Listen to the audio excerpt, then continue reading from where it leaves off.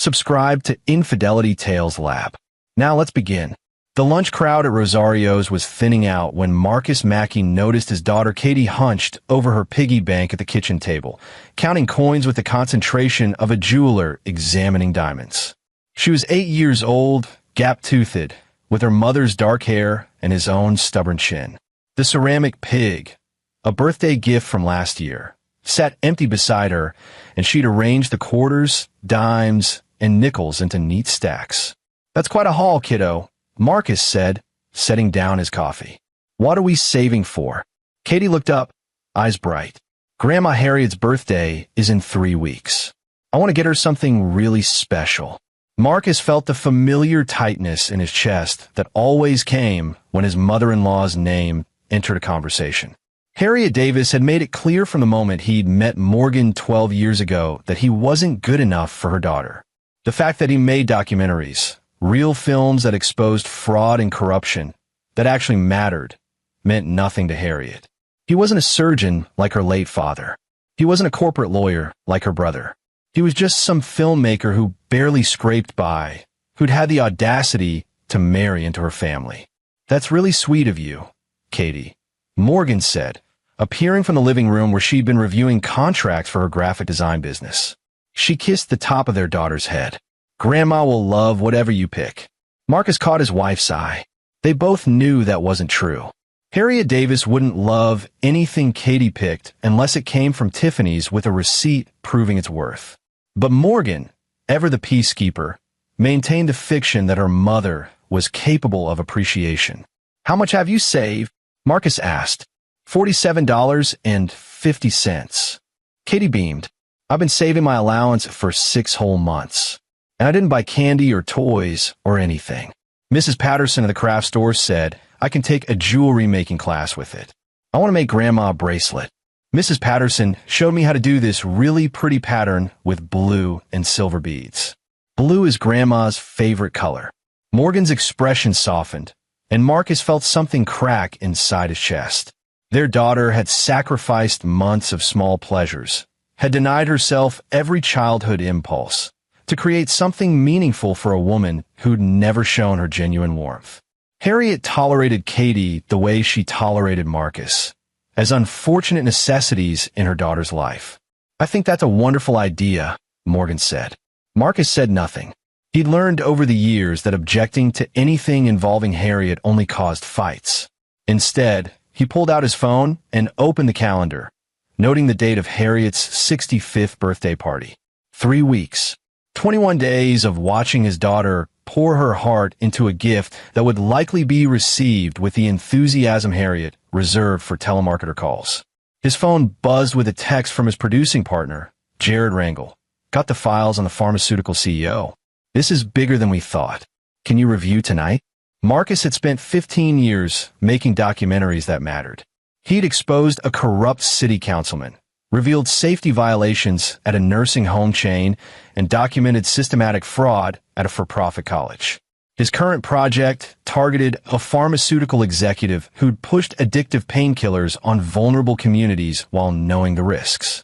Marcus specialized in getting people to reveal themselves, in capturing truth on camera, in building narratives from evidence and testimony.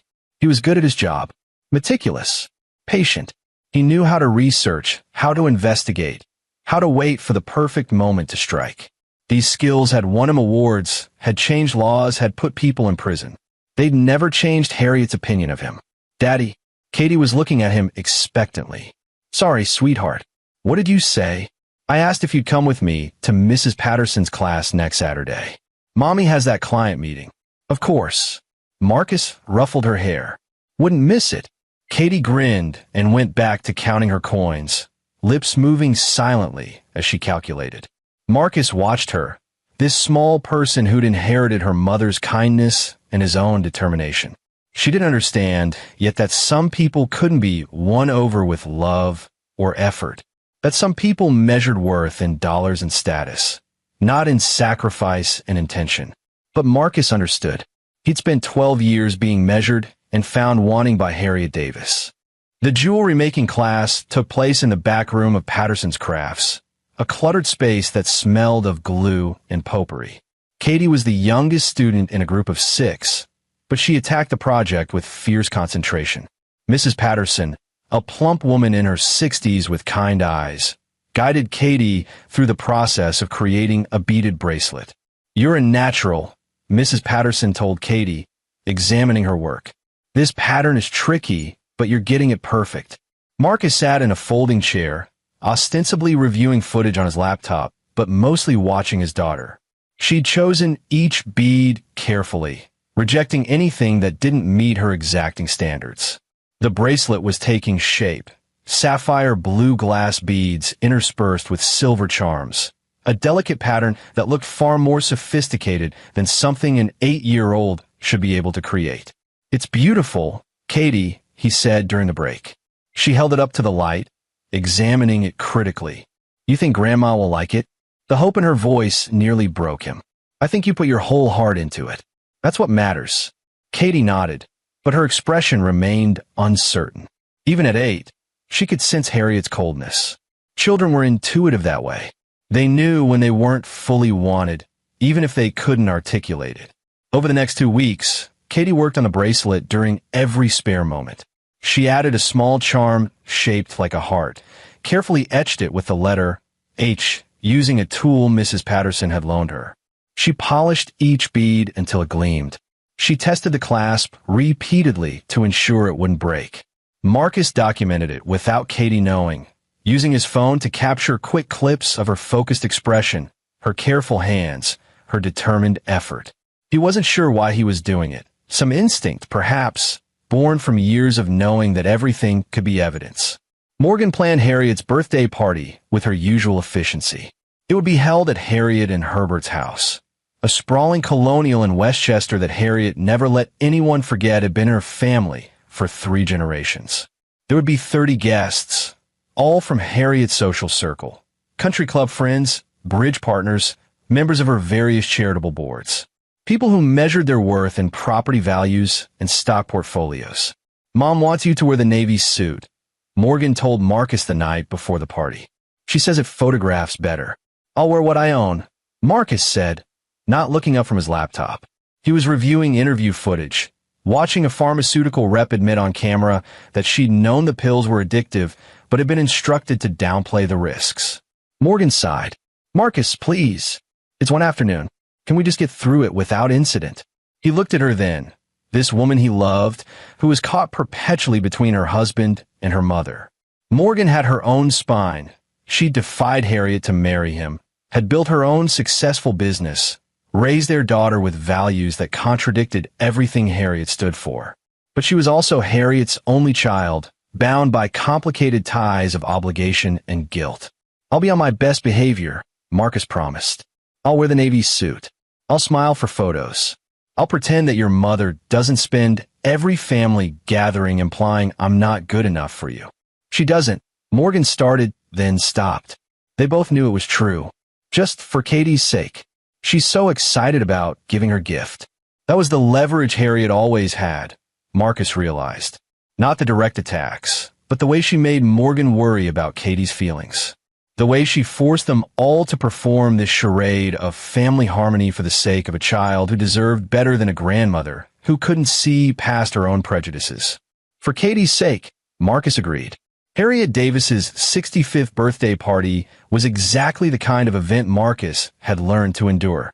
Catered food arranged on silver platters, crystal champagne flutes, classical music playing softly in the background, guests in expensive clothes making polite conversation about things that didn't matter, recent vacations, upcoming theater performances, the renovation someone was doing to their summer house. Marcus wore the Navy suit and stood near the bar, nursing a scotch and making minimal small talk. His father-in-law, Herbert Davis, found him there. Herbert was a retired investment banker, 70 years old, with the kind of distant politeness that came from a lifetime of not rocking boats. "Marcus," Herbert said, nodding. "How's the documentary business?" "Good. We're finishing a project on opioid manufacturers." "Ah." Herbert's expression suggested this was slightly distasteful, like discussing sewage systems at a dinner party. Morgan mentioned that. Important work, I'm sure. The conversation died there, as it always did. Herbert and Marcus had nothing in common except Morgan, and even that connection felt tenuous at these gatherings, where Marcus was reminded repeatedly that he existed at the margins of this world. Katie found him an hour into the party, the small wrap box clutched in both hands. She'd wrapped it herself, the paper slightly crooked but covered in hand-drawn hearts and flowers. "Is it time yet?" she whispered. Marcus checked his watch. "Your mom said they're doing gifts after dinner. About 20 minutes. "I'm nervous," Katie admitted. "Why, sweetheart? What if Grandma doesn't like it?" Marcus knelt down to her level, ignoring the eyes of nearby guests. "You made something beautiful with your own hands. You put 6 months of saving and 2 weeks of work into it. That means something, Katie. That means everything." She nodded, but her fingers tightened on the box. Dinner was formal, seated at a long table, placed cards designating exactly where each guest belonged. Marcus was near the end, between a retired judge and a woman who owned an art gallery. Katie sat with Morgan's cousin's children across the room. Harriet held court at the head of the table, resplendent in cream silk, accepting compliments and well wishes with practiced grace. Marcus watched her throughout the meal, this woman who'd made it her mission to remind him of his inadequacy. Harriet was handsome rather than beautiful, with sharp features and steel gray hair styled into an elaborate updo. She had Morgan's eyes, but none of her warmth. Everything about Harriet was carefully curated. Her clothes, her home, her friends, her persona. She'd built an identity around status and appearances, and she defended it fiercely against anything that threatened to expose it as the facade it was. After dinner, guests moved to the living room for gifts. Harriet sat in a wingback chair that might as well have been a throne, Herbert standing beside her like a courtier. Guests presented their offerings one by one. Expensive scarves, jewelry from established designers, gift certificates to luxury spas. Harriet accepted each with gracious thanks that felt rehearsed, her eyes calculating the value of each item. Katie waited until last, standing small and nervous near the fireplace. "Come here, darling," Harriet said when her turn came, her tone the particular kind of false affection she reserved for children. Katie approached slowly, the wrapped box extended like an offering. "Happy birthday, Grandma. I made this myself." Marcus's jaw tightened. He could see it already, the dismissive glance, the patronizing thank you, the quick setting aside. But he'd underestimated Harriet's capacity for cruelty. She opened the box carefully, tissue paper rustling. Inside, nestled in cotton, lay the bracelet Katie had spent weeks perfecting. The sapphire beads caught the light. The silver charms gleamed. The small etched heart with its careful H was visible on top. Harriet lifted it out, held it up to the light for approximately 3 seconds, and then, with the entire room watching, dropped it into the trash can beside her chair. The room went silent. "I don't wear cheap garbage," Harriet said, her voice clear and cutting. She looked at Katie with something between pity and disdain. "Perhaps when you're older, you'll understand quality. Morgan, dear, didn't you teach her better than to waste money on craft store trinkets?" Katie's face crumpled. The sound she made, a small, wounded gasp, cut through the silence like a scream. She turned and ran from the room, tears already streaming down her face. Morgan stood, her own face pale. "Mother, that was—" "Honest," Harriet interrupted. "The child needs to learn standards." Marcus was already moving. He walked past Morgan, past the shocked guests, past Harriet's satisfied expression. He went to the trash can, reached in, and pulled out the bracelet. Tissue paper and ribbon clung to it.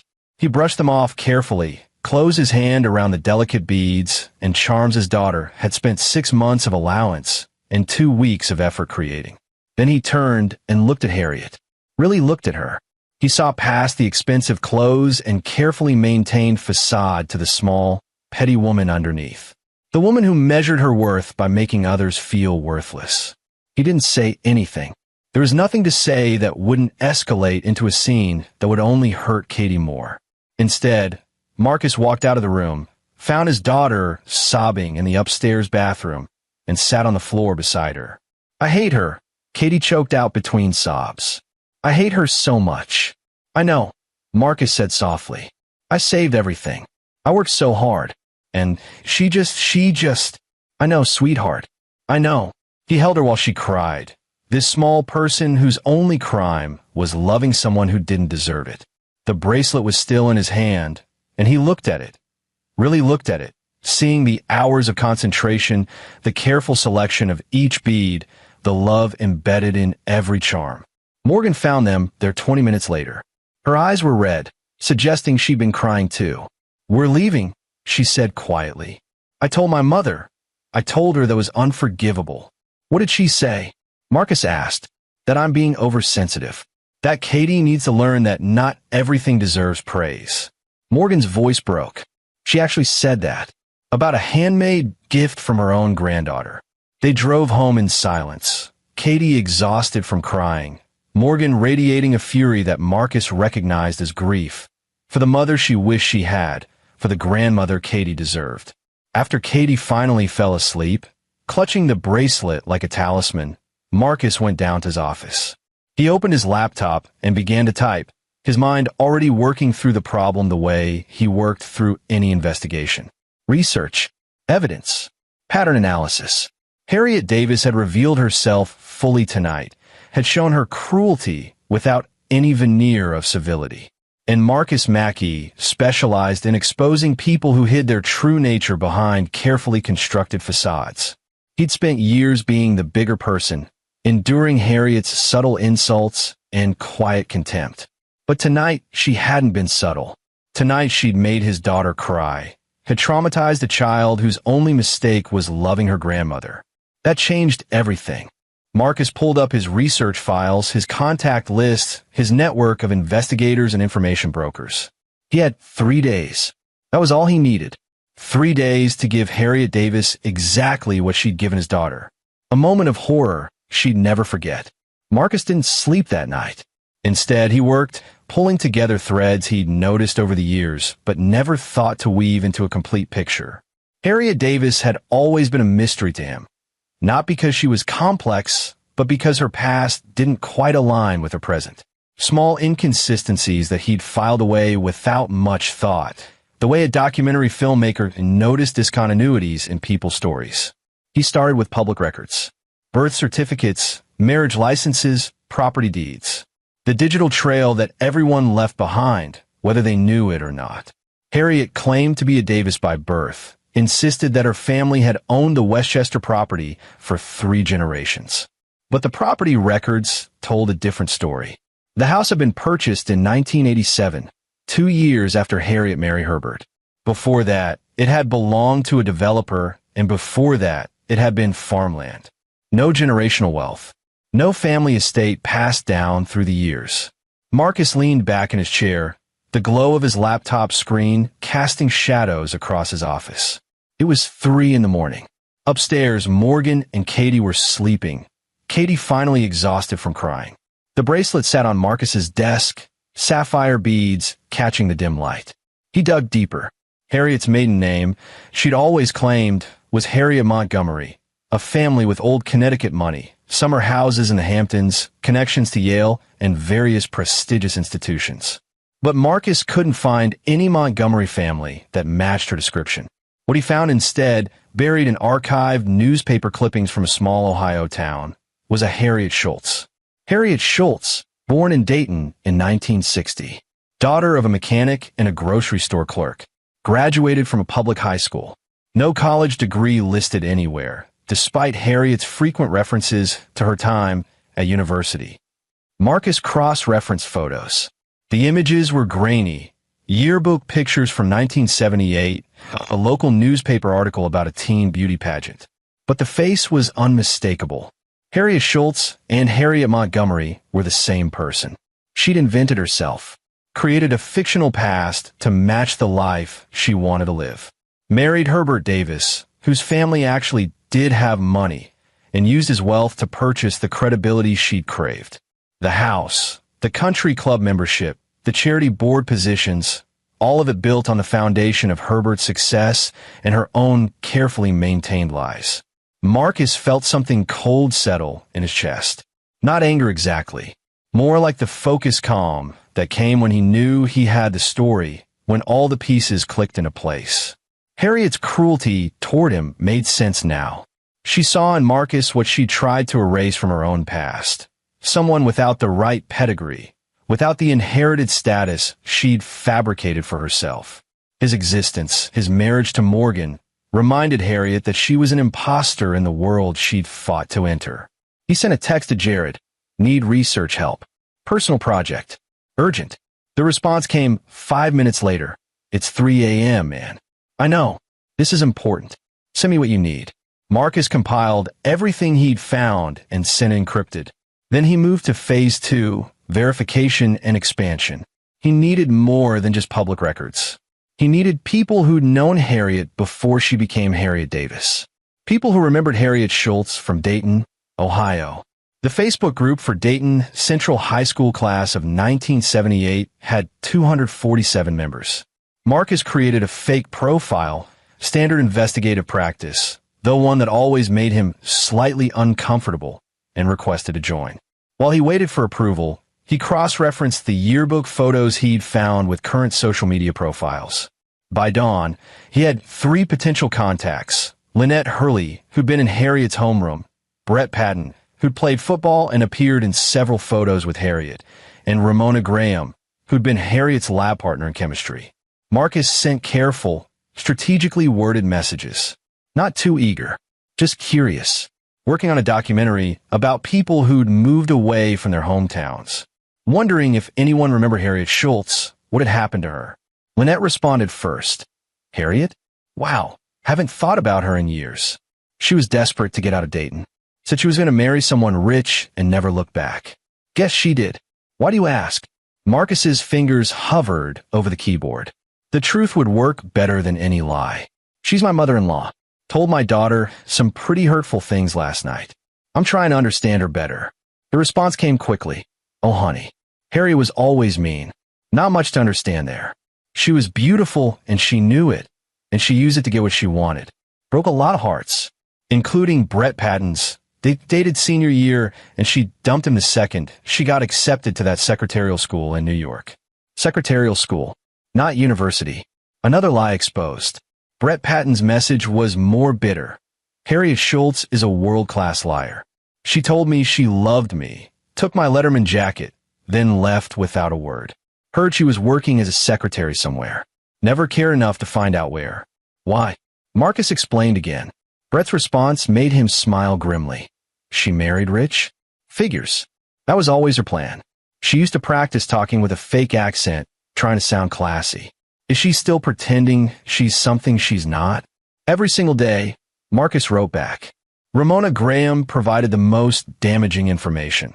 Harriet was smart enough, but lazy. She cheated on every major test we had. She'd seduced the smart boys into giving her answers. I reported her once, and she made my life hell for months. Spread rumors, vandalized my locker, got her popular friends to exclude me from everything. I was glad when she left. Is she still awful? Worse, Marcus replied. By Sunday afternoon, Marcus had a complete picture. Harriet Schultz had left Dayton at 18 with a high school diploma and big dreams. She'd attended Catherine Gibbs Secretarial School in Manhattan. Not Yale, not Vassar, not any of the universities she'd implied she attended. She'd worked as a secretary at an investment firm where she'd met Herbert Davis, a junior analyst with family money. She'd seduced him, married him within a year, and spent the next 4 decades constructing an entirely fictional past. The country club friends, the charity boards, the carefully curated social circle. None of them knew they were associating with Harriet Schultz from Dayton, daughter of a mechanic graduate of a secretarial school. They thought they knew Harriet Montgomery Davis, daughter of Connecticut wealth, educated at prestigious institutions, inheritor of generational prosperity. Marcus downloaded everything. Photos from yearbooks, screenshots of Facebook conversations, property records, news clippings. He organized it chronologically, the way he would for any documentary. The evidence of a complete fabrication, 40 years in the making. Then he started planning the reveal. Morgan found him Monday morning, still at his desk, empty coffee cups scattered around his laptop. "Did you sleep at all?" she asked. "Not much." Marcus closed his laptop. "How's Katie?" "She won't talk about it. Won't even look at the bracelet." Morgan's voice was strained. "I called my mother yesterday. Tried again to explain why what she did was cruel. She hung up on me." Marcus stood, pulled his wife into his arms. Morgan was trembling slightly, caught between her loyalty to her family and her fury at her mother's actions. "I'm done making excuses for her," Morgan said into his shoulder. "I've spent my whole life trying to win her approval, trying to be the daughter she wanted. But watching her hurt Katie like that, I can't anymore, Marcus. I just can't." "I know," he said softly. "I know. She texted me this morning. Said if I want to continue our relationship, I need to teach Katie proper standards." Proper standards. As if loving your grandmother and wanting to give her a handmade gift is some kind of failure. Morgan pulled back, wiping her eyes. "I haven't responded. I don't know what to say." Marcus made a decision. "Don't say anything yet. Give me 3 days." "What are you planning?" "Harriet made Katie cry in front of 30 people. She humiliated our daughter publicly, deliberately. I'm going to return the favor." Morgan studied his face. "Marcus, what did you find?" He told her. All of it. The fake name, the fabricated past, the secretarial school instead of university, the Dayton origins instead of Connecticut wealth. Morgan's expression shifted from shock to something harder, something that looked almost like relief. She's been lying? This whole time, about everything that matters to her. Her entire identity is a construction. And you're going to expose her? Morgan's voice was careful, not quite believing. Publicly. The way she exposed Katie's vulnerability. The way she made our daughter feel worthless in front of everyone who matters to Harriet. "How?" Marcus explained his plan. As he talked, he watched his wife's face. He'd expected hesitation, maybe concern about the ethics of it. Instead, Morgan nodded slowly. "She deserves this," Morgan said finally. "God help me, but she deserves this. What she did to Katie," her voice broke. "I've made peace with how she treats you. With how she treats me. But Katie? Katie is 8 years old, and her only crime was loving her grandmother. So you're okay with it?" Morgan met his eyes. "I'm more than okay with it. Tell me how I can help." The Westchester Country Club's monthly charity luncheon was one of Harriet's favorite events. She sat on the planning committee, co-chaired the fundraising efforts, and treated it as a stage for displaying her carefully cultivated image. This month's event was scheduled for Wednesday, 2 days away. Marcus called in every favor he had. Jared helped research and compile the documentary-style presentation. Marcus's editor, Melody Reed, worked overnight to create a 15-minute video. His researcher, Jeffrey Miller, tracked down more photos, more evidence, more proof of Harriet's fabricated past. The presentation would be simple, a documentary-style exploration of identity and deception. No narration needed, just facts, photos, and a timeline that would dismantle Harriet's entire persona in front of the 200 women who formed her social circle. Getting it screened required creativity. Marcus called Lewis Jones, a private investigator he'd worked with on previous documentaries. Lewis had connections everywhere, including a niece who worked at the country club. "I need a 15-minute technical glitch at Wednesday's charity luncheon," Marcus explained. During the keynote speaker's presentation, the screen goes blank, and then, accidentally of course, the wrong video starts playing. Lewis was quiet for a moment. "What's on the video?" "Truth. About someone who's been lying for 40 years. This is personal. Very. And you're sure about this?" Once it plays, there's no taking it back. Marcus thought about Katie crying, about the bracelet in the trash, about years of quiet contempt and calculated cruelty. "I'm sure. Then I'll make it happen." Tuesday, Marcus spent finalizing the presentation. It opened with a simple title card, "The Many Lives of Harriet Schultz." Then photos, yearbook pictures from Dayton Central High, newspaper clippings from the Dayton Daily News, screenshots of the Catherine Gibbs Secretarial School catalog for 1978 featuring Harriet's name. The narrative was chronological. Harriet Schultz, born to working-class parents. Harriet Schultz, popular but cruel in high school. Harriet Schultz, secretary at an investment firm. Then the transformation, marriage to Herbert Davis, the purchase of the Westchester house, the first references to family property, the invention of Harriet Montgomery, complete with fictional Connecticut ancestors and fabricated university education. Property records showed the truth. Marriage licenses showed the maiden name. Old photos showed the origins she tried to erase. The presentation ended with recent photos. Harriet at charity events, Harriet at the country club, Harriet surrounded by friends who thought they knew her. The final image was Katie's tear-stained face from the birthday party, followed by a photo of the bracelet in the trash. A final title card. Some people create new identities to escape their past. Some do it to hurt people in their present. Sometimes the truth matters. Melody watched it through in Marcus's office. When it ended, she was quiet for a long moment. "This will destroy her," she said finally. "Yes. You're absolutely certain?" Marcus thought about his daughter, still not speaking much, still unable to look at the bracelet she'd worked so hard to create. "I'm certain." "Then let's make sure the audio is perfect. If we're doing this, we're doing it right." Wednesday morning, Marcus woke before dawn. Morgan was already up, sitting at the kitchen table with coffee. "I dreamed about my mother," she said. "About when I was little. She wasn't always like this, you know. After my father died, my real father, before Herbert, she changed. Got harder, more focused on status and appearances. Like she was terrified of being vulnerable again. That doesn't excuse what she's become." "No, it doesn't." Morgan looked at him. "Is this really happening?" "Today. In about 6 hours. I should feel guilty or conflicted, but I just feel relieved. Like maybe finally there will be consequences for her cruelty." Katie came downstairs as they were finishing breakfast. She was quiet, picking at her cereal, dark circles under her eyes from restless sleep. "Do you have school today, sweetheart?" Marcus asked, though he knew the answer. Katie nodded.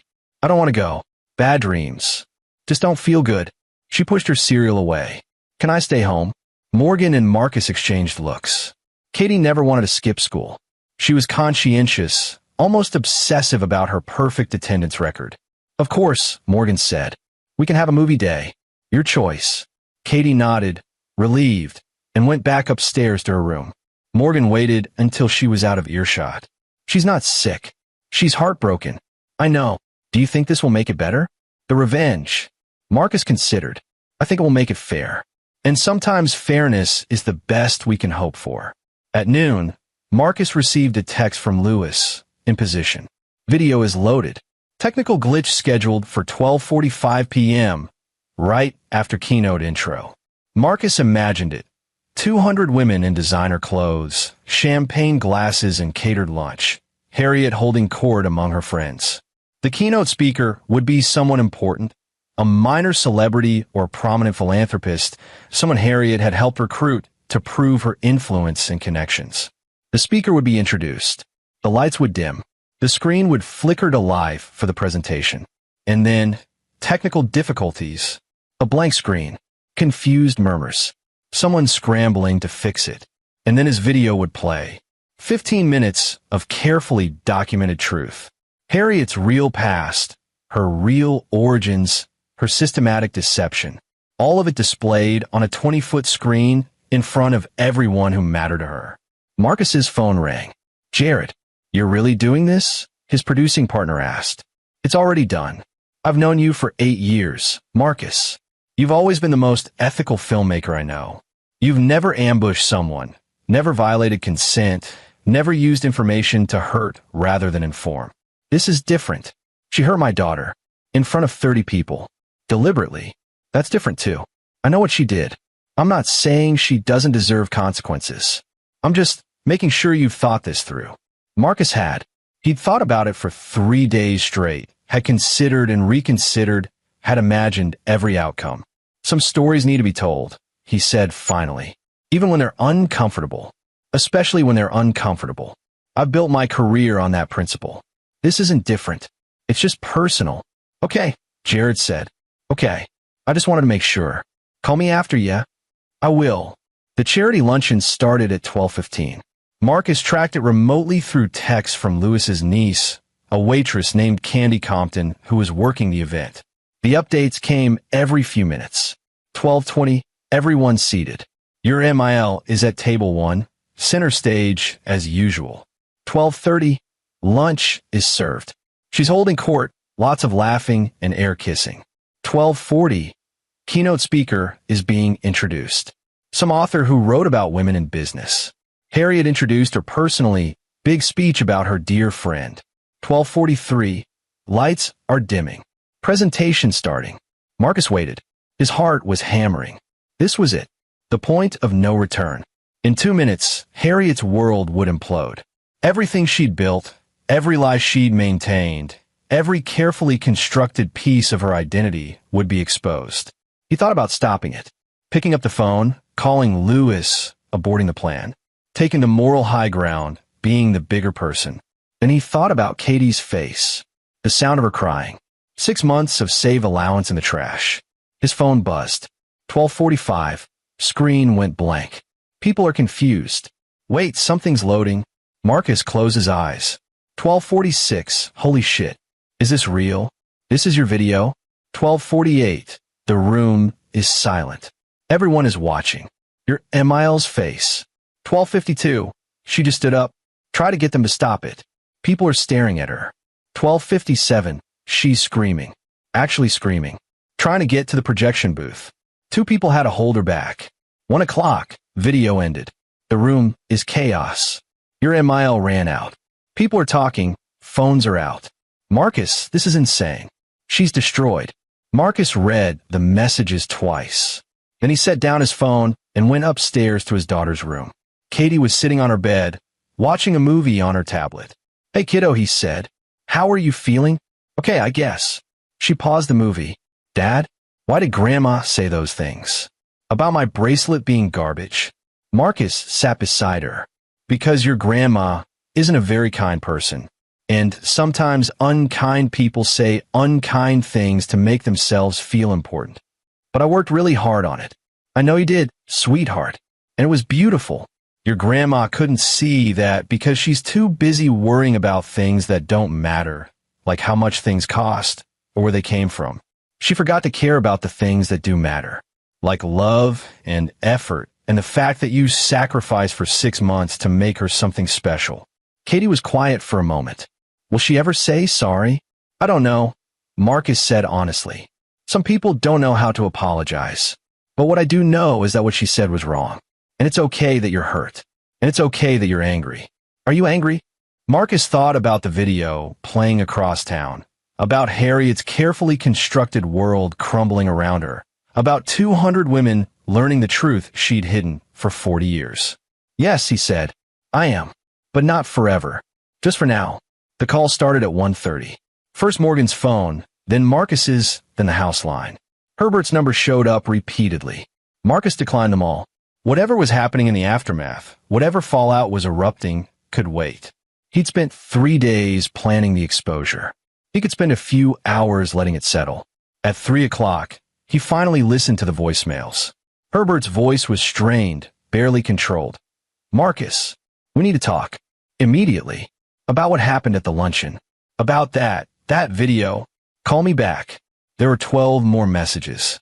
Some from Herbert, increasingly agitated. 3 from numbers Marcus didn't recognize. 1 from Morgan's cousin Rachel Brown, her voice uncertain. Morgan, I don't know what to say. Is any of that true? About Aunt Harriet? Please call me. The last message was from Harriet herself. Her voice was different than Marcus had ever heard it. Raw, stripped of its usual calculated composure. You have destroyed everything. Everything I've worked for, everything I've built. I will never forgive this. Never. You tell Morgan she needs to choose, you or her family. She needs to choose right now. Marcus deleted the message and went to find his wife. Morgan was in the garden, supposedly weeding, but mostly just sitting on the ground, staring at the flower beds. She turned off her phone 2 hours ago after the calls had become overwhelming. They're calling it the country club catastrophe on the local Facebook groups, she said without looking up. Apparently someone filmed Harriet's reaction on their phone. It's already spreading. Marcus sat beside her in the dirt.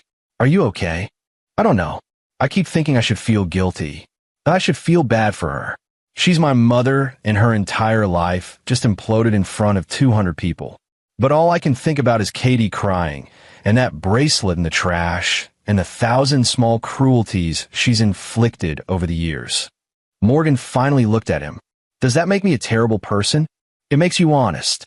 My cousin Rachel called, asked if it was true. I said yes. Then she asked why I never told anyone, and I realized, didn't know. Not all of it. The date in childhood, the secretarial school. I knew Mom was sensitive about her past, that she didn't like talking about her family. But I thought it was grief. Loss. I didn't know she'd invented an entirely different history. Your father knew, Marcus said, or suspected. Anyway, the property records don't lie. He knew the house wasn't a family estate. Morgan nodded slowly. Herbert always let her control the narrative. About everything. He's been enabling her for 40 years. She pulled out a weed, examining its roots. I wonder if he resents you or thanks you. For finally telling the truth he was too afraid to tell. At 4 o'clock, Lewis called with an update. The fallout is spectacular. Your mother-in-law tried to claim the video was fake, that you'd fabricated everything out of spite. But someone at the luncheon, a retired lawyer, spent the afternoon fact-checking. She verified the property records, found the high school yearbook online, confirmed the secretarial school attendance. Posted all to the country club's private Facebook group with a note saying everything in the video was factually accurate. What about Harriet? Last I heard, she locked herself in her bedroom. Herbert's been fielding calls all day. Several charity boards are asking for her resignation. The country club is supposedly considering her membership. Apparently, there's a clause about misrepresenting your background on the application. Marcus felt a flicker of something that might have been guilt. Then he remembered Katie's face, and it evaporated. One more thing, Lewis said. The video ended up on YouTube. Someone at the luncheon uploaded it. It's gotten about 50,000 views in the last 2 hours. The algorithm is pushing it. Wealthy socialites' secret past exposed is apparently very clickable content. After Lewis hung up, Marcus went to his computer. Sure enough, the video was on YouTube, titled Shocking. Country Club Queens, Lies Exposed. The comments were brutal. This is what happens when you value money over character. Imagine being so ashamed of your working-class parents that you invent fake rich ones. The bracelet in the trash, though, making a child cry because you're insecure about your own past. Disgusting. As someone from Dayton, I can't confirm she was known for being cruel even back in high school. Karma is beautiful. Marcus closed the laptop. The video's viral spread was beyond his control now, beyond his intention. He'd wanted to expose Harriet to her social circle, to give her a taste of public humiliation. But the internet had amplified it into something larger, more permanent. Katie appeared in the doorway of his office. Grandma called. Marcus's blood went cold. What? She called my tablet. I answered because I thought it was Mommy. Katie's voice was small.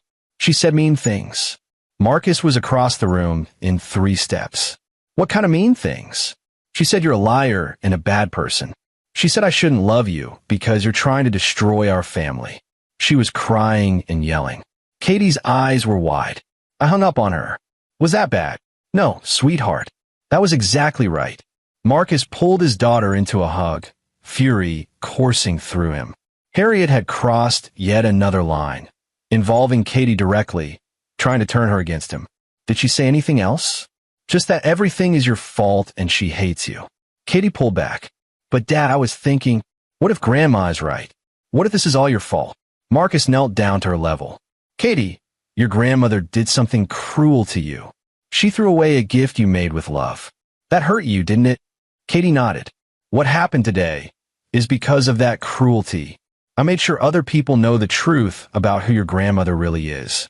Not the person she pretends to be, but who she actually is inside. Someone who lies and hurts people. Is that my fault for telling the truth? Or her fault for lying and being cruel? Katie considered this.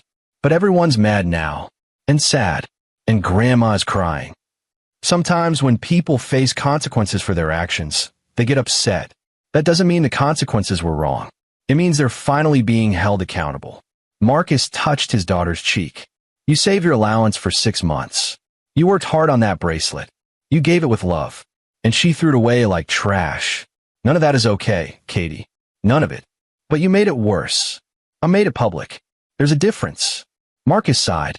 Let me ask you something. If someone was being mean to your friend at school and you told the teacher, would that be making it worse? Or would that be making sure the mean kid faced consequences? Telling the teacher, Katie said slowly, that's what I did. I told the truth to people who needed to know it. Your grandmother has been lying for a very long time about who she is, where she came from, and she used those lies to feel superior to other people, to hurt them. I decided the lies needed to stop. Katie was quiet, processing. Then, is she still my grandma? That's complicated. She's still related to you. But whether she acts like a grandma, someone who loves you and treats you kindly, that's up to her. After Katie went back upstairs, Morgan appeared with her phone. Herbert wants to come over to talk. He says Harriet is not well, that we need to discuss what happens next. Do you want him to come? Morgan's jaw tightened. I want my daughter to stop being traumatized. I want my mother to apologize. I want this whole situation to have never happened. But since none of that is available, yes. Let him come. Let's hear what he has to say. Herbert Davis arrived at 6 o'clock. He looked older than Marcus had ever seen him, his usual composure cracked. He sat in their living room like a stranger, hands clasped between his knees. That video he started. It's everywhere. YouTube, Facebook, Twitter. The local news picked it up. They're calling it a story about class and deception, and he stopped, shook his head. Harriet won't come out of the bedroom. She's been crying for hours, screaming at me, at the walls, at everyone. She's talking about leaving the state, changing her name again, starting over. Good, Morgan said flatly. Let her run. Let her start over somewhere else where she can't hurt my daughter anymore. Herbert looked at his daughter with something like pain. Morgan, she's your mother. She's a stranger who shares my DNA, Morgan corrected. My mother, the person I thought she was, would never throw a child's handmade gift in the trash. Would never make Katie cry like that. That person doesn't exist. Maybe she never did. She's not well. Herbert tried again. Her entire identity has been destroyed. Everything she built was a lie, Marcus interrupted. Built on cruelty and deception. You enabled it for 40 years, Herbert. You knew the house wasn't inherited.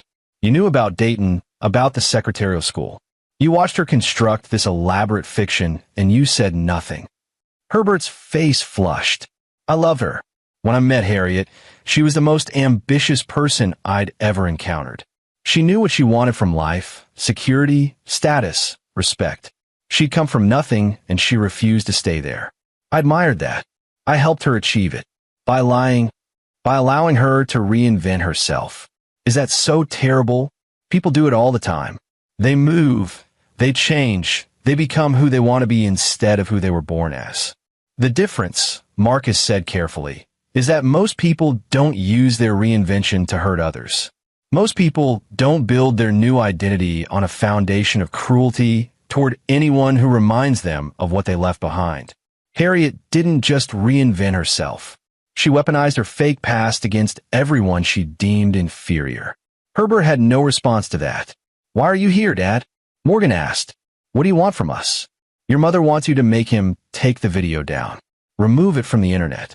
Issue some kind of public apology saying it was fabricated. No, Marcus and Morgan said in unison. She's threatened to disown you, Morgan. To cut you out of the will.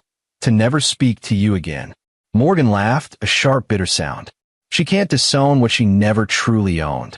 I stopped trying to earn her approval the moment she threw Katie's bracelet in the trash. Tell her she can keep her money, her status, and her lies. We don't want any of it. Herbert stood. You're making a mistake. Both of you. Harriet is vindictive when she's hurt. She'll retaliate. Let her try, Marcus said. Every lie she told is documented. Every fabrication is on record. She's not a victim here, Herbert. She's a bully who finally got exposed. After Herbert left, Morgan sat in silence for a long moment. Then she picked up her phone and began typing. What are you doing? Marcus asked. Posting. On Facebook, Instagram, everywhere. I'm telling our side of the story. About the bracelet, about Katie, about years of casual cruelty. If Harriet's life is being dissected online, people should know why. They should know what she did to earn this. Morgan's post was simple and devastating. My daughter saved her allowance for 6 months to buy her grandmother a handmade birthday gift. Her grandmother threw it in the trash in front of 30 people and called it cheap garbage. My daughter is 8 years old. The video you've seen circulating about my mother's fabricated past, that's context. That's karma. That's what happens when you spend 40 years being cruel to people you think are beneath you, including your own granddaughter. I hope she learns from this. I doubt she will. The post went viral within an hour. Comments flooded in. Support for Katie, condemnation of Harriet, shared stories of similar family cruelty. The narrative crystallized. This wasn't just about a woman lying about her past. It was about how she'd used those lies to justify her cruelty. At 9 o'clock, as Marcus was putting Katie to bed, his phone rang. Unknown number. He almost didn't answer. Marcus Mackey, a woman's voice professional. This is Tracy Marsh from the New York Times. I'm writing a feature about viral videos and public shaming in the social media age. Your mother-in-law's story is a perfect case study. Would you be willing to speak on record about what led to the video's creation? No comment, Marcus said and hung up. The calls kept coming. Local news, national news, podcasters, bloggers. Everyone wanted the story, wanted to interview the man who'd exposed his mother-in-law's lies so spectacularly. Marcus refused them all. This wasn't about publicity or fame. It was about justice, about making sure Harriet faced consequences for her cruelty. Thursday morning brought a new development. Jared called at 7 a.m. You need to see this, he said. Check the New York Post. Marcus pulled up the website on his laptop. The headline made his stomach drop. Country Club Queen's Secret Past. Exclusive interview with Harriet Davis. Harriet had given an interview. Or rather, she'd spun a narrative. In the article, she portrayed herself as the victim. A woman from a humble background who'd worked hard to rise above her circumstances, only to be viciously attacked by her resentful son-in-law who'd never forgiven her for questioning whether he was good enough for her daughter. I made mistakes in my youth, Harriet was quoted as saying. I exaggerated some aspects of my background, yes. But who hasn't reinvented themselves to fit in, to survive in a world that judges harshly? My son-in-law took those youthful embellishments and weaponized them against me because I dared to have standards for my granddaughter. I suggested that a handmade bracelet wasn't appropriate for a formal birthday party, and he responded by trying to destroy my life. The article painted Marcus as vindictive and cruel. It mentioned his documentary work, suggesting he'd used his skills in manipulation and selective editing to craft a misleading narrative. It quoted anonymous friends of Harriet describing her as generous and kind, claiming the video was a vicious attack motivated by long-standing family tensions. There was no mention of the trash can, no mention of Katie crying, no acknowledgement of the actual cruelty that had sparked everything. She's trying to spin this, Jared said unnecessarily. Trying to play victim. Marcus was already pulling up the raw footage from the birthday party. He documented Katie's weeks of work on the bracelet, had captured the moment Harriet threw it away, had recorded Katie's tears. He'd done it instinctively, the documentarian's impulse to record everything. I'm releasing the full footage, Marcus said. The birthday party, Katie making the bracelet, everything. Let people see the actual truth, not Harriet's version. Marcus, wait. Think about Katie. Do you want her tears on the internet forever? Marcus paused. Jared was right. Exposing Harriet was one thing. Exposing his daughter's pain to millions of viewers was something else entirely. Then what do I do? Let Harriet control the narrative? Let her pretend she's the victim here? Talk to Morgan. Talk to Katie. See what they want. This affects them more than it affects you. Marcus found Morgan in Katie's room. They were on the bed together, Morgan reading aloud from a book while Katie leaned against her shoulder. They looked peaceful, content. Marcus almost didn't want to disrupt the moment. But then Morgan looked up and saw his expression. What happened? He showed them the article. Morgan's face went white, then red with fury. She's lying. Completely lying. Suggested the bracelet wasn't appropriate. She called it garbage. She threw it away like trash. I know. I have footage from the party. Everything from Katie making the bracelet to Harriet throwing it away. I can release it, prove she's lying. But he glanced at Katie. It means putting Katie's crying on the internet. Her pain would be public forever. Katie, who'd been reading over her mother's shoulder, spoke up. I don't want everyone to see me crying. Then we won't release it, Marcus said immediately. We'll find another way. But Grandma is lying, Katie said, her voice small but firm. She's saying you're the mean one. And you're not. She is. Morgan stroked Katie's hair. Sweetheart, it's okay. The people who matter know the truth. But what if they believe her? What if everyone thinks Dad is bad? Marcus knelt beside the bed. Katie, the truth has a way of coming out. Your grandma can lie all she wants, but people who know her, who've experienced her cruelty, they know what she's really like. And the people who don't know won't matter to our lives. I don't mind if people see the video, Katie said suddenly. If it helps. If it shows everyone that Grandma is lying. I don't want her to win. Morgan and Marcus exchanged glances. Are you sure? Morgan asked gently. Once it's online, we can't take it back. Katie nodded. Grandma made me cry in front of all her friends. Why should I protect her now? There was something fierce in his daughter's voice, something that reminded Marcus that cruelty had consequences beyond the immediate moment. Harriet had hurt Katie, and Katie, at 8 years old, understood that this hurt needed to be acknowledged, needed to be seen. Okay, Marcus said, but I'm going to edit it carefully. I'll show you working on the bracelet, show you giving the gift, show what happened. I won't make it gratuitous. I won't make your pain the focus. I'll make Harriet's cruelty the focus. He spent the next 4 hours editing. The final video was 8 minutes long. It opened with Katie carefully selecting beads at the craft store, showed her working meticulously on the bracelet over several sessions, captured her excitement as she wrapped the gift. Then the birthday party. Katie approaching Harriet with hope in her eyes, Harriet opening the gift, the moment of casual cruelty as the bracelet went into the trash, Katie's face crumpling. Marcus included audio. Harriet's cold voice. I don't wear cheap garbage. The video ended with a simple text card. This is what prompted the video about Harriet Davis's fabricated past. Not resentment, not family tension. This, the deliberate cruelty to a child who loved her grandmother and sacrificed to give her a meaningful gift. He posted on YouTube, Twitter, Facebook, everywhere he could think of. Titled it simply, The Truth About Katie's Bracelet. Within an hour, it had 50,000 views. Within 3 hours, 500,000. By evening, it was trending nationwide. The tide of public opinion shifted completely. Comments flooded in. How could anyone do that to a child? That poor little girl. Harriet Davis trying to play victim when she did this? Absolutely not. That bracelet is beautiful. The fact that she threw it away says everything about her character. I hope this kid knows that bracelet is worth more than anything her grandmother owns.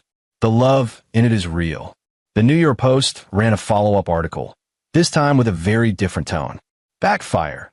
Harriet Davis's victim narrative crumbles after granddaughter video surfaces.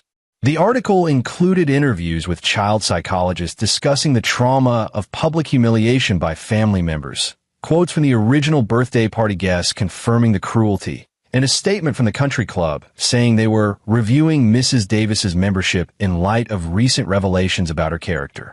That evening, Herbert called again. You've destroyed her, he said without preamble. Completely destroyed her. She hasn't left the bedroom in 2 days. She's not eating. She's talking about, he stopped. She's not well, Marcus. You need to stop. Please. She called my daughter. Marcus said, his voice hard. Called Katie directly to tell her I'm a liar and a bad person. She tried to turn my 8-year-old against me. So no, Herbert. I'm not stopping. Harriet made her choices. Now she's living with them. The media is calling her a monster. People have been driving by the house, yelling things. Someone threw a brick through our window yesterday. This has gone too far.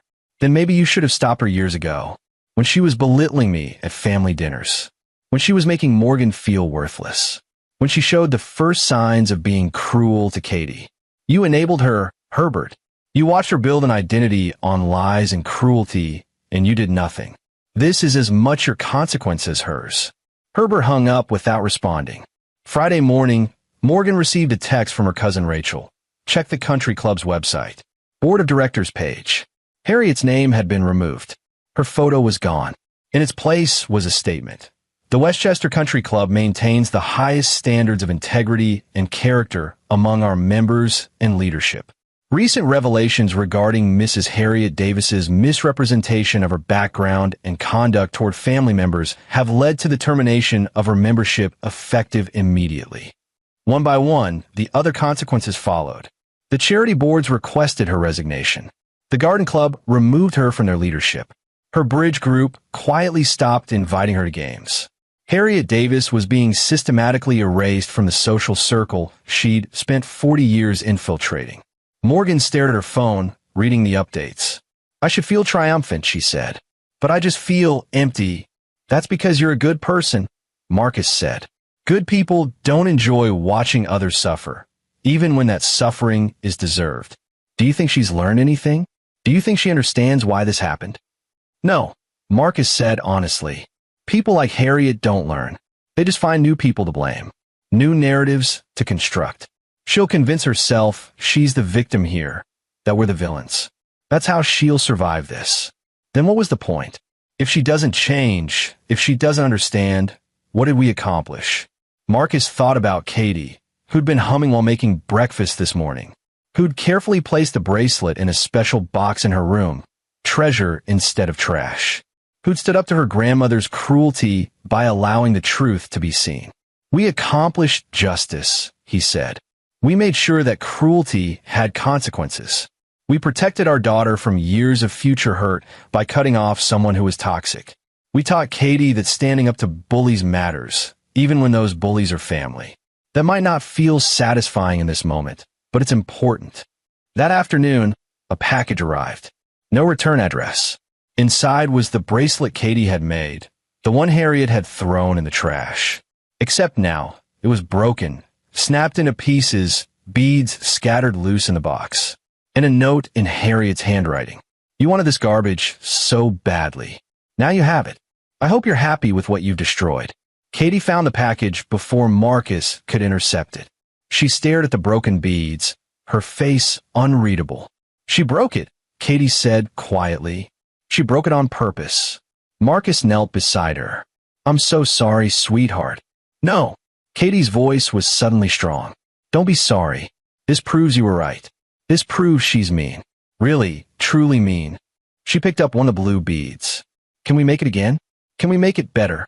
We can make anything you want. I want to make it for me this time. Not for Grandma. For me.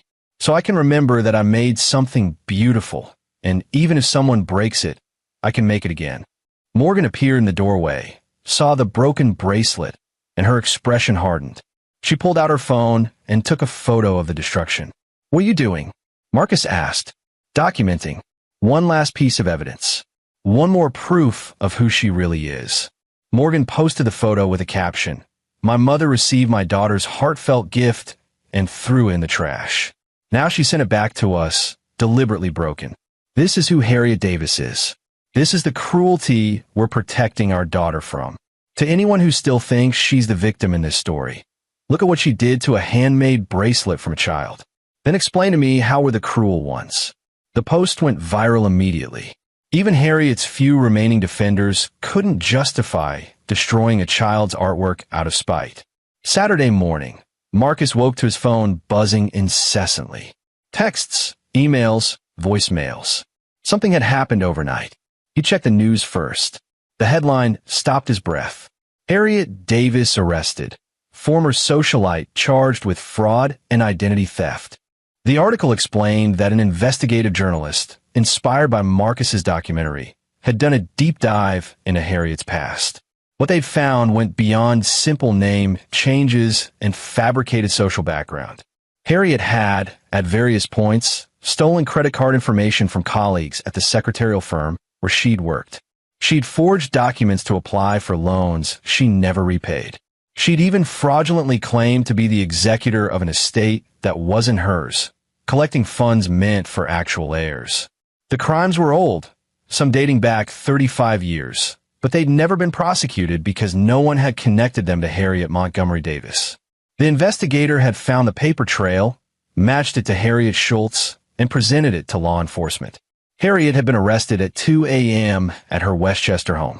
Marcus sat in his kitchen, reading the article 3 times. He hadn't known about the fraud, hadn't suspected Harriet's reinvention involved actual crimes. He'd only meant to expose her lies and cruelty. But the investigation he'd sparked had uncovered something much darker. The statute of limitations had run out on some of the charges, but several were still prosecutable. The article estimated Harriet faced 5 to 10 years in prison if convicted. Morgan came downstairs, saw his expression, and read the news on her own phone. She sank into a chair. "I didn't know," Marcus said immediately. "I swear, Morgan, I had no idea she'd actually committed crimes." "I know." Morgan's voice was hollow. "I believe you. But God, Marcus. Prison? My mother might go to prison. She might deserve it. I know she does.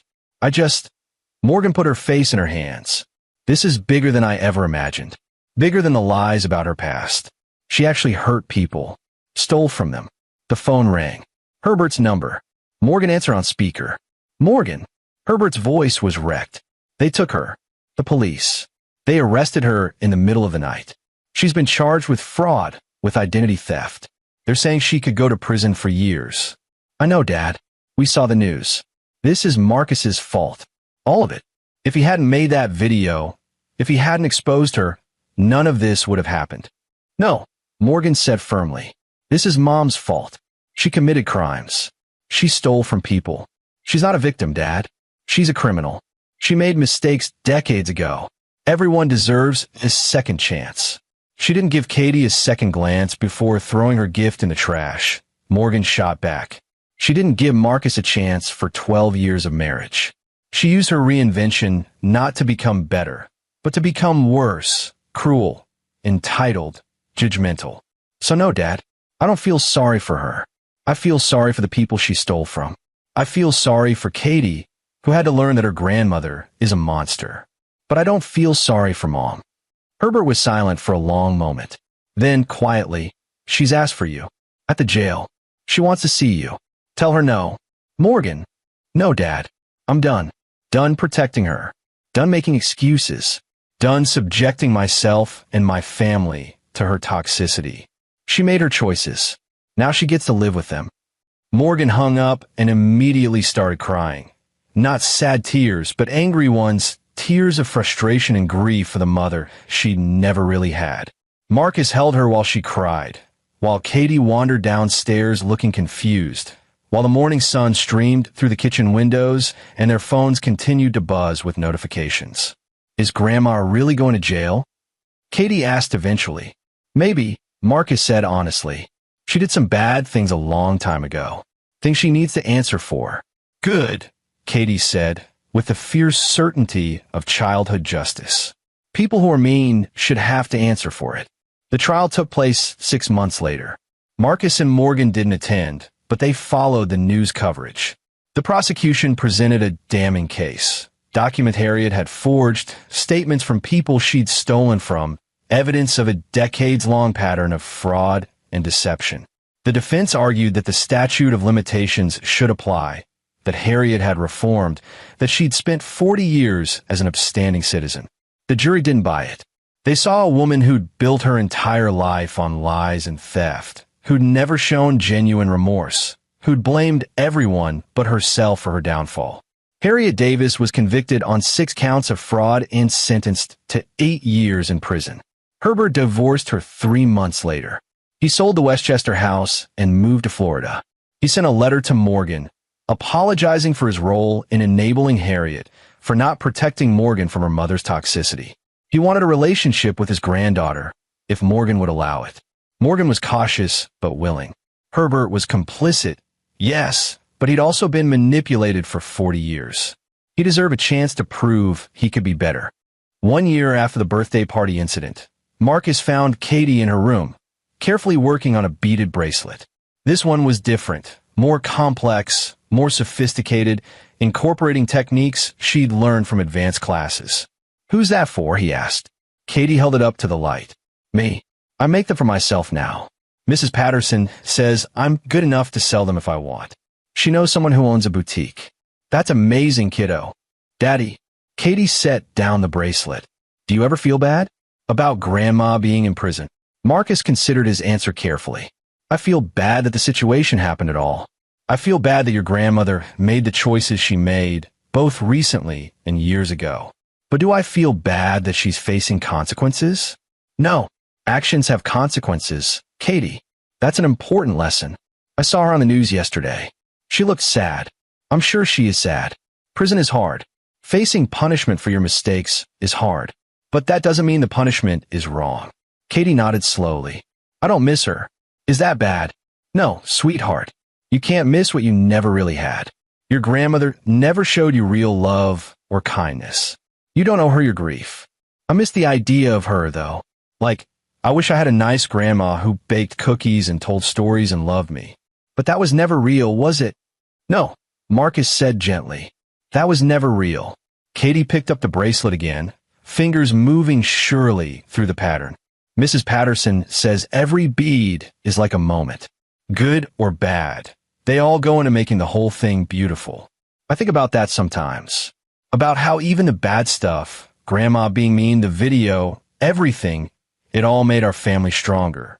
Made me stronger. Marcus felt his throat tighten. You're wise beyond your years, Katie Mackey. I get it from you, she said matter-of-factly, then went back to her work. Downstairs, Morgan was on a video call with Herbert, who was showing Katie his new apartment in Tampa, talking about how she could visit next summer if she wanted. Morgan was smiling, genuinely smiling, in a way Marcus hadn't seen when Harriet was part of their lives. The documentary about pharmaceutical fraud had premiered to critical acclaim, won awards, led to policy changes. Marcus was working on a new project now about corporate whistleblowers. His career was thriving. But more importantly, his family was healing.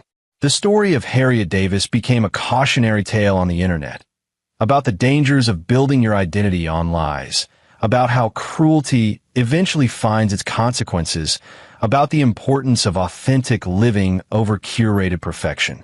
The video of Katie's bracelet being thrown away was shown in parenting classes as an example of emotional abuse. The documentary Marcus had created was used in media ethics courses as a case study in revenge versus justice. Marcus had stopped reading the coverage months ago. He'd accomplished what he set out to do: protect his daughter, expose cruelty, ensure consequences. The rest was just noise. That evening, after Katie was asleep, Marcus and Morgan sat on their back porch with wine and comfortable silence. Do you ever regret it? Morgan asked. The video. Everything that followed. Marcus thought about Katie's tears, about years of subtle cruelty, about Harriet's sneer as she dropped the bracelet in the trash. No, he said. I regret that it was necessary, but I don't regret doing it. Good, Morgan said, because neither do I. They sat in peaceful quiet as the sun set. Two people who'd chosen honesty over comfort, justice over false peace. Their daughter slept upstairs, safe and loved, and learning that cruelty, even from family, doesn't have to be tolerated. And somewhere in a minimum security prison, Harriet Davis faced the consequences of a lifetime of lies. The bracelet Katie had remade for herself sat on her dresser, sapphire beads gleaming in the darkness. A reminder that beautiful things can be created even after they've been destroyed. That love and effort matter more than cost or status. That some gifts are treasures, no matter who fails to recognize them. Justice, Marcus had learned, wasn't always satisfying in the moment, but it was necessary, and in the long run, it allowed healing. Katie would grow up knowing that standing up to bullies mattered, that protecting yourself and others from cruelty was not just acceptable, but essential. She would remember that her father had fought for her, that her mother had chosen her over toxic family loyalty, that love meant action, not just words. And that was worth everything. And there you have it. Another story comes to an end. What did you think? I'd love to hear your thoughts in the comments below. If you enjoy this story, consider joining our community by subscribing. It means the world to us. For more stories like this one, check out the recommended videos on screen. And I'll see you there. Subscribe to Infidelity Tales Lab for more stories. Now let's begin this one. Chapter 1. The Fractured Normal. Marshall Sheridan stood at his kitchen counter, pouring his second cup of coffee that Tuesday morning, watching his 8-year-old daughter Sophie push scrambled eggs around her plate. The October sunlight filtered through their suburban Denver home, but something felt off, a feeling that had been growing for weeks. "Not hungry, sweetheart?" Marshall asked, crouching beside her chair. Sophie's dark eyes flicked toward the hallway, where her mother Alicia was getting ready for work, then back to her plate. "My tummy hurts," she whispered. Marshall studied his daughter's face. Sophie had always been perceptive, almost unnervingly so. She noticed things, changes in tone, shifts in mood, the spaces between words. Lately, she'd been withdrawn, spending more time in her room, less time being the bright, curious kid who used to pepper him with questions about everything. "You can stay home if you're not feeling well," Marshall offered, but Sophie shook her head quickly. "I have to go.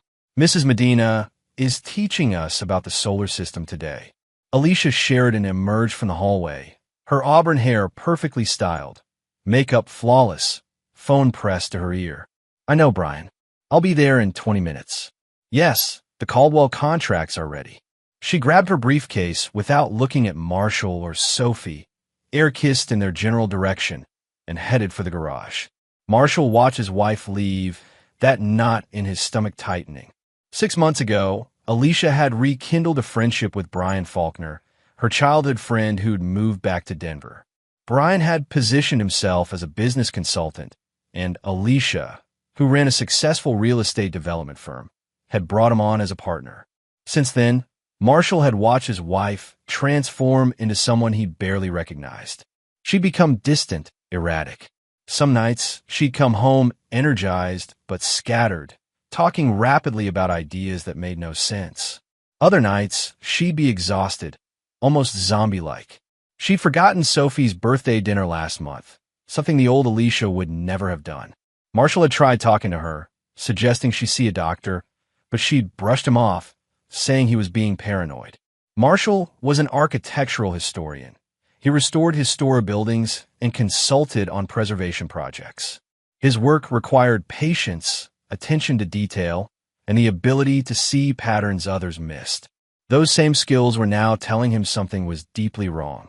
After dropping Sophie at Maple Ridge Elementary, Marshall sat in his truck, watching her walk toward the entrance. She turned back once, giving him a small wave that looked almost like a goodbye. The gesture sent ice through his veins. His phone rang. "Marshall Sheridan." "Mr. Sheridan, this is Susan Liu, principal at Maple Ridge. There's been an incident with Sophie. She's locked herself in the second-floor bathroom and won't come out. She's been there for almost 2 hours now. We've tried everything." Marshall's heart hammered. "I'm on my way." Chapter 2. What was hidden? Marshall arrived at Maple Ridge Elementary to find Principal Liu pacing outside the second-floor bathroom, along with Sophie's teacher, Carrie Medina, and the school counselor, Renee Dennis. "Sophie, honey, it's Dad." Marshall called through the door, pressing his palm against the wood. "Can you open up for me?" "Dad." Sophie's small voice cracked. "Are you alone?" "Just me, sweetheart. Principal Liu and Mrs. Medina are here, but they can step back if you want. Don't let anyone call Mom." "Promise me, Dad." "Promise." Marshall's blood ran cold. He looked at Principal Liu and mouthed, "Everyone back." Once they'd moved down the hallway, he spoke again. "It's just me now. No one's calling Mom. I promise. But we need to get you out of there. It's been 6 hours, honey. You must be hungry and scared." The lock clicked. The door opened a crack, and Sophie's tear-streaked face appeared. Marshall squeezed through, closing the door behind him. His daughter launched into his arms, sobbing. "I found something, Daddy. Something bad. I didn't know what to do.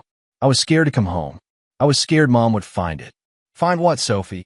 Marshall held her close, his mind racing. Sophie pulled back and retrieved her unicorn backpack from a corner.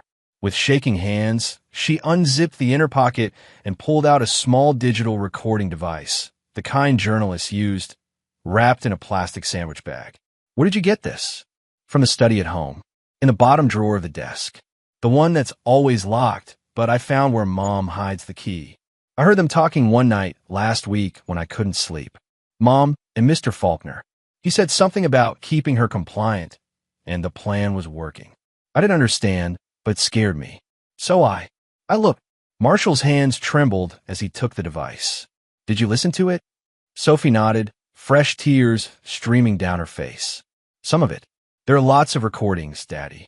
Mr. Faulkner talking to different people. He says bad things. About Mom. About taking our house. About getting rid of you. The bathroom door suddenly shook. Mr. Sheridan, we need to resolve this. Principal Lou called. We're concerned about Sophie's welfare. If you don't come out in the next 5 minutes, we're bringing in Mr. Tran with a master key. Marshall looked at his daughter, then at the device in his hands. This was evidence of something, he didn't know what yet, but his instinct screamed that Sophie had stumbled onto something dangerous. Sophie, listen to me very carefully. When we go out there, I need you to let them think you were scared about something at school. Okay? A bully, maybe. Can you do that? Sophie nodded, understanding flickering in her intelligent eyes. She was her father's daughter. And give me your backpack. I'm going to hide this device in my jacket. They emerged from a bathroom to find Principal Lou, Mrs. Medina, Counselor Dennis, and now Herbert Tran, the janitor who'd been about to break down the door. Marshall had Sophie secured on his hip, and she buried her face in his shoulder. Sophie was having trouble with another student, Marshall said smoothly, meeting Principal Lou's concerned gaze. She was embarrassed and scared. We've talked about it, and I think it's best if I take her home for the rest of the day. We'll follow up on the bullying situation tomorrow. Principal Lou looked skeptical. Mr. Sheridan, this seems like more than a bullying incident. Sophie was in there for 6 hours. We should involve. My daughter confided in me, and I'm handling it, Marshall said firmly, but politely. Unless you have evidence of abuse or neglect, I'm taking her home. Now, the edge in his voice made Principal Lou step back. Of course, but we will need to follow up on this. Marshall signed Sophie out and carried her to his truck. Once inside with the doors locked, he pulled out the recording device. Sophie, you did something incredibly brave today. You might have saved our family, but I need you to promise me you won't tell anyone, not even Mom, about this until I figure out what's going on. Can you promise? I promise, Daddy. Sophie squeezed his hand. Are we in danger? Marshall looked at his daughter's frightened face and made a decision that would change everything. Not anymore. Daddy's going to fix this. But I need you to trust me and be brave a little while longer. Chapter 3. The Unraveling. Marshall settled Sophie at his workshop, a converted warehouse where he kept architectural models and restoration equipment. His assistant, a retired carpenter named Raymond Bray, was happy to watch her while she did homework. Ray, I need a few hours, Marshall said quietly. Keep an eye on her. Don't let anyone know she's here. Raymond, who'd worked with Marshall for 15 years, read the tension in his face and nodded. You got it, boss. Marshall drove to a surveillance equipment shop across town, purchased a high-quality audio interface and laptop, then parked in a coffee shop parking lot. His hands shook as he connected the recording device and began to listen. What he heard over the next 2 hours destroyed his understanding of the past 6 months and revealed a conspiracy so calculated, so evil, that his blood turned to ice. The earliest recordings dated back 7 months, right when Brian Faulkner had coincidentally returned to Denver. Brian's voice was smooth, confident, speaking to someone named Carlos Sears. The Sheridan woman is perfect, successful business, real assets, and completely trusting. Her husband's a nobody, some architectural historian who plays with old buildings. Once I have her under control, liquidating their assets will be simple. The prenup works in our favor. Everything she built is separate from his income. In the compound, Carlos's voice was rough, businesslike. I've been gradually increasing the dosage in her coffee. The cognitive effects are exactly as you described. Heightened suggestibility, memory gaps, emotional volatility. She thinks she's just stressed. In another month, she'll sign anything I put in front of her. Marshall paused the recording, his heart pounding so hard he thought he might pass out. Brian was drugging Alicia, systematically poisoning his wife to steal her business and their assets. He forced himself to continue listening. There were dozens of recordings. Brian had apparently kept detailed audio logs of his scheme, probably for leverage or insurance. The picture that emerged was of a sophisticated con artist who'd researched the Sheridan family extensively. Brian had served time for financial fraud years ago under a different name. He'd reinvented himself, tracked down his old childhood friend Alicia, and engineered their chance reunion. He'd cultivated her trust, identified her insecurities about her business, positioned himself as her savior. But the most chilling recordings involved Brian's future plans. Once the business is transferred to the shell companies, we'll need to handle the husband. Nothing traceable. The wife will be so far gone by then, she'll barely remember him. Maybe a car accident. Make it look natural. Marshall's mind raced. Brian wasn't just stealing. He was planning murder. And Alicia, his brilliant, strong wife, was being systematically broken down by chemical manipulation. He kept listening. Sophie had been right to be terrified. There were recordings of Brian meeting with various accomplices. Carlos Sears, who supplied the drugs, a lawyer named Clarence Ball who helped set up fraudulent companies, and others.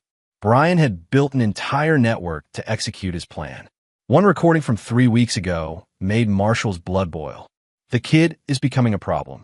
She watches me with these calculating eyes, like she knows something's wrong. If she becomes an obstacle, we'll have to address it. Brian had considered hurting Sophie. Marshall's little girl had been on this monster's radar. The last recording was from yesterday morning, in Marshall's own home. Tomorrow, I'm having Alicia sign the final transfer documents. By Friday, I'll control 70% of her business assets. The house will be in foreclosure by next month.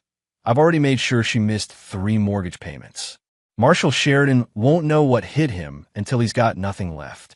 Marshall sat in his truck, the late afternoon sun casting long shadows. His entire world collapsed and rebuilt around this new terrible knowledge.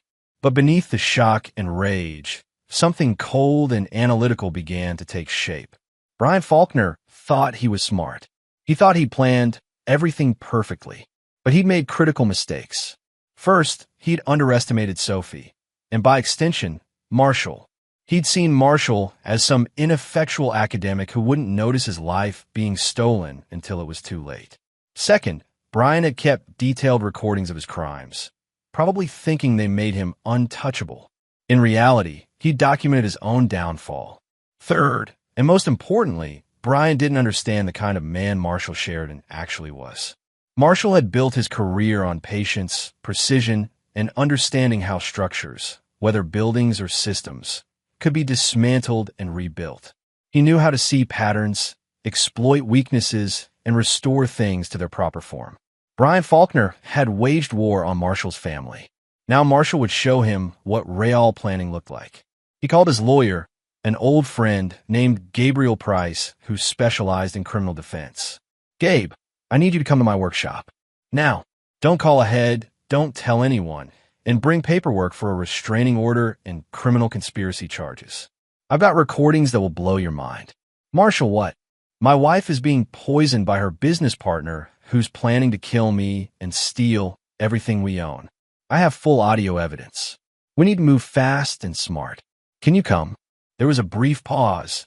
Then Gabriel's voice turned professional and sharp. I'm 15 minutes away. Marshall started his truck. As he drove back to his workshop, his mind was already constructing the framework of his response. This wouldn't be a simple matter of going to the police. That was too direct, too risky. Brian had accomplices, resources, and obviously didn't fear consequences. No, Marshall needed to do this differently.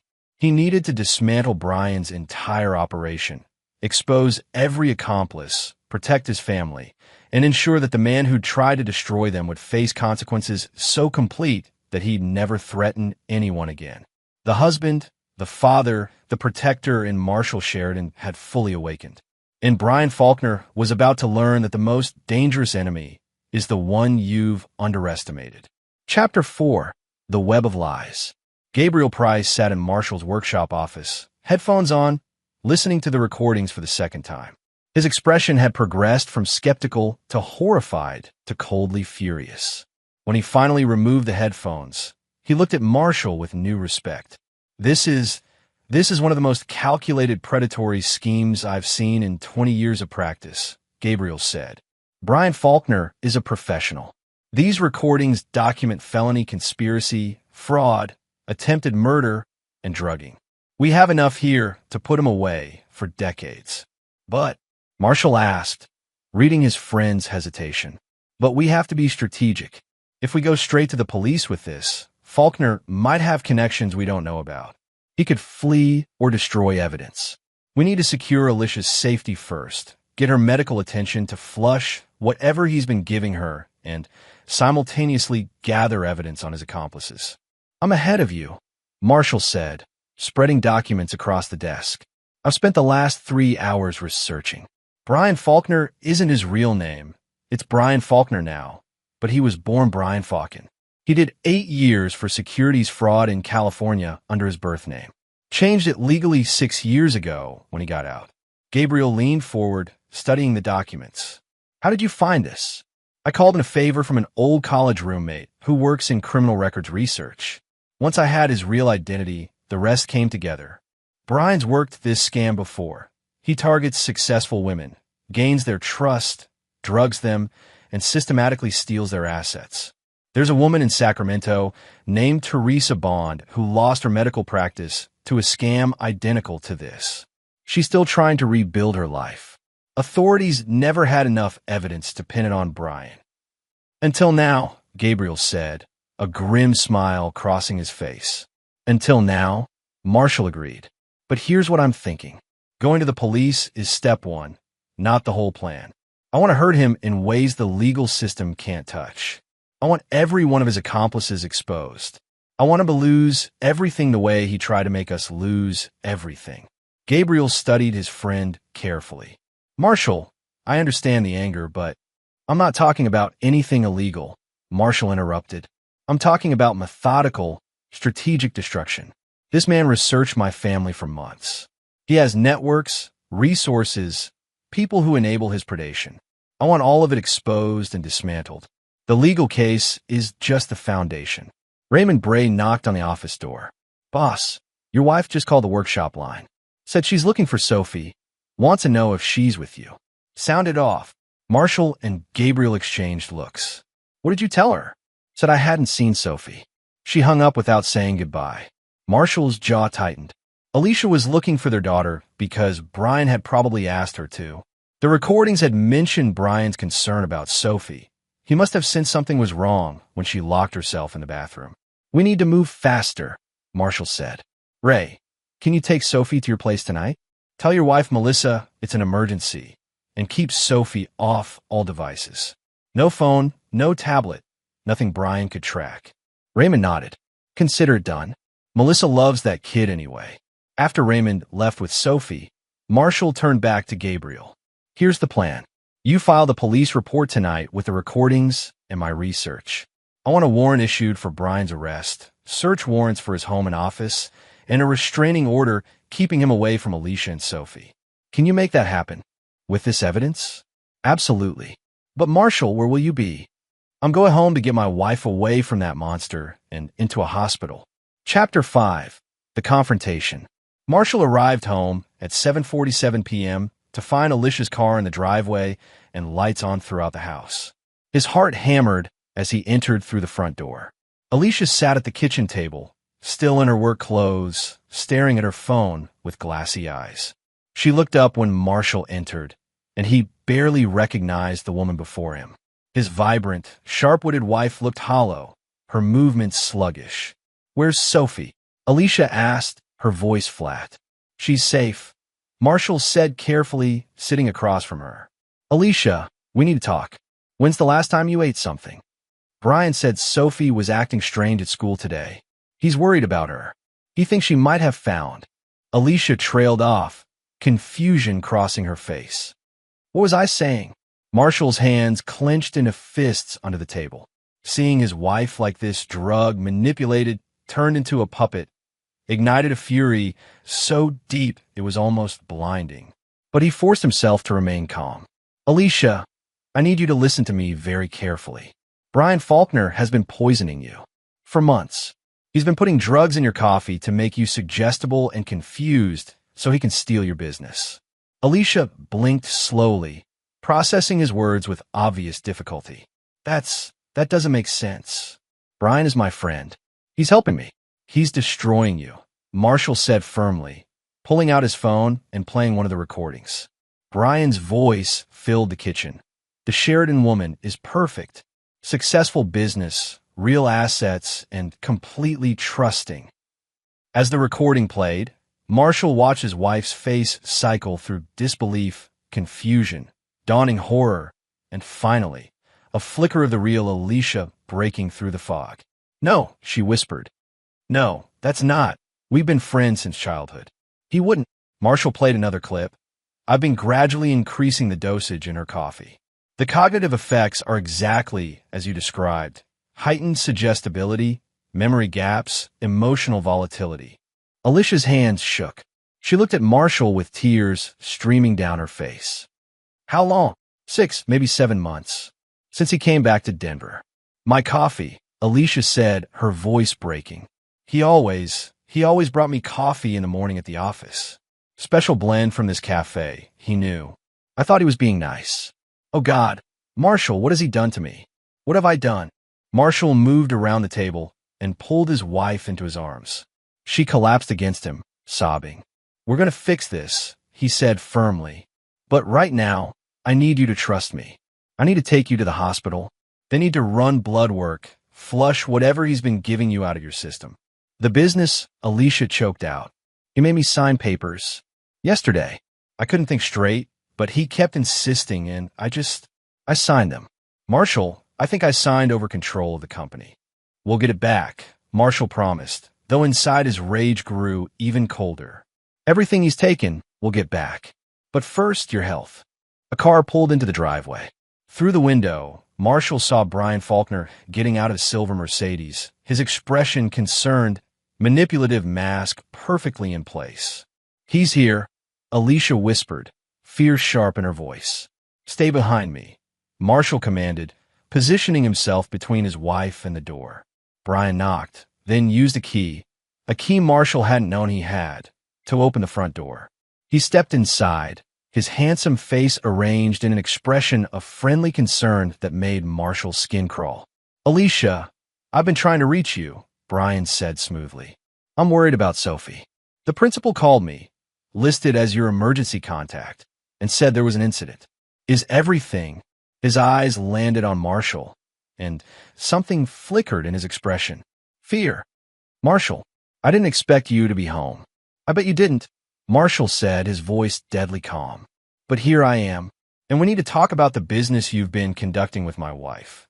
Brian's mask slipped for just a second, revealing cold calculation underneath. "I don't know what you're implying, but—" "Cut the act," Marshall interrupted. "I know everything. The drugs, the theft, your real name, your criminal record, the Sacramento job with Teresa Bond. All of it." The air in the room turned arctic. Brian's friendly expression vanished entirely, replaced with something reptilian and dangerous. "You've been busy, clever. I underestimated you." "Your last mistake," Marshall said. "Is it?" Brian's hand moved toward his jacket pocket. "You see, Marshall, you've put me in a difficult position. I've invested months in this project. I'm not walking away empty-handed." Marshall registered the threat and moved. His years of physical labor on restoration sites had kept him strong and fast. He closed the distance between them before Brian could pull whatever was in his pocket, grabbed his wrist, and twisted hard. Something clattered to the floor, a syringe filled with clear liquid. "Did you really think you'd inject me with something in my own home?" Marshall growled, shoving Brian back against the wall. Brian sneered. "You have no idea who you're dealing with. My associates are about to be arrested," Marshall finished. "Police have everything. Recordings, documentation, all of it. Your operation is done." As if on cue, red and blue lights flashed through the windows. Police cars pulled into the driveway, followed by an unmarked sedan. Gabriel Price got out of one vehicle, detectives from the other. Detective Angela Eddy, whom Marshall had met during a previous restoration project at the police headquarters, entered with her partner Herbert Tran. "Brian Faulkner, You're under arrest for conspiracy to commit fraud, assault with a deadly weapon, attempted murder, and about 8 other charges I'm going to enjoy reading to you." As they cuffed Brian, he looked at Marshall with undisguised hatred. "This isn't over. You have no idea what you've started." "No," Marshall said quietly. "You have no idea what you've started. But you're about to find out." Chapter 6, The Foundation. The next 48 hours were a controlled hurricane of activity.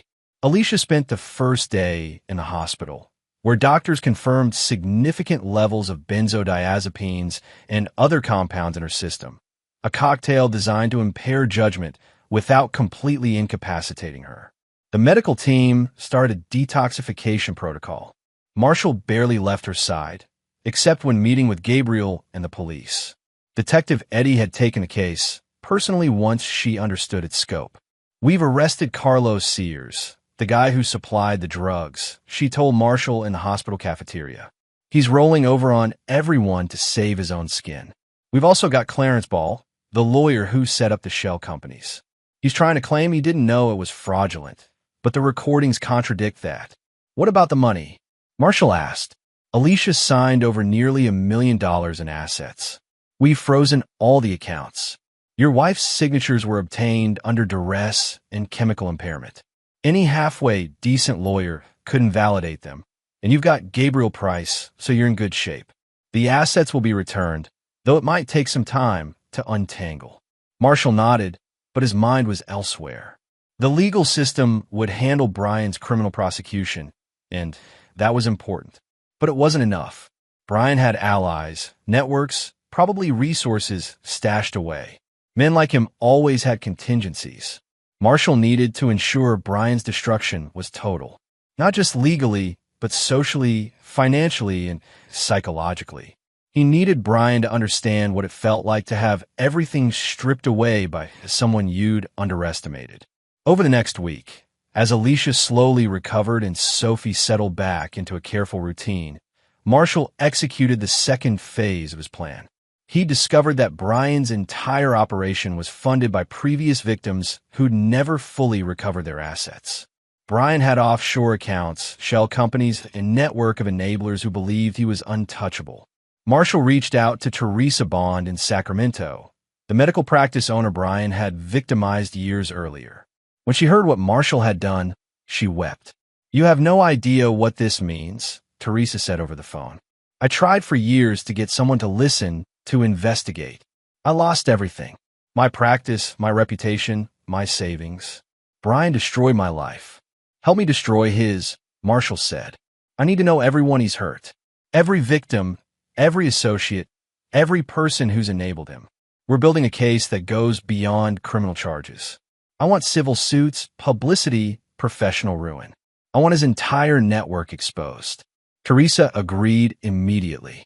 So did 4 other women Marshall tracked down, all victims of Brian's previous schemes. Together, they formed an unlikely alliance, coordinated by Gabriel Price and supported by Detective Eddie, who saw the potential for a landmark case against financial predators.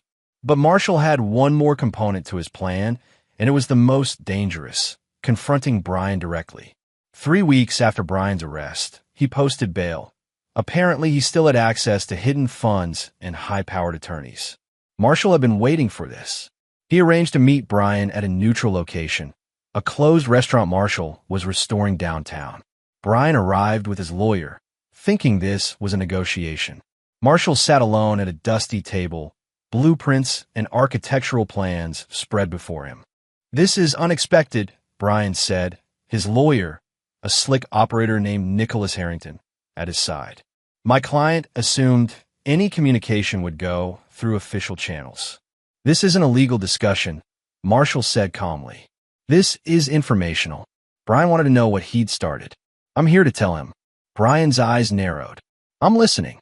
Marshall pulled out a folder and slid it across the table. "Inside, you'll find documentation of every victim you've ever targeted. 23 women over 15 years. Each one is now part of a coordinated civil lawsuit against you, seeking damages totaling $47 million. Your offshore accounts? Frozen. Your shell companies? Being dismantled. Your network of enablers? all facing their own charges. Brian's face paled as he flipped through the documents. But that's just the legal framework, Marshall continued. I've also contacted every major news outlet in 5 states. Your story is running tomorrow morning. Your face will be plastered across television, newspapers, and the internet. Every single crime, every victim, every detail. You'll be the poster child for financial predators. You can't, Nicholas started, but Marshall cut him off. I already have. But here's the beautiful part, Brian. The part one want you to truly understand. You thought you were predators hunting sheep. You thought my wife was weak, that I was insignificant, that you could take everything and face no consequences. You were wrong about all of it. Marshall stood, gathering his blueprints.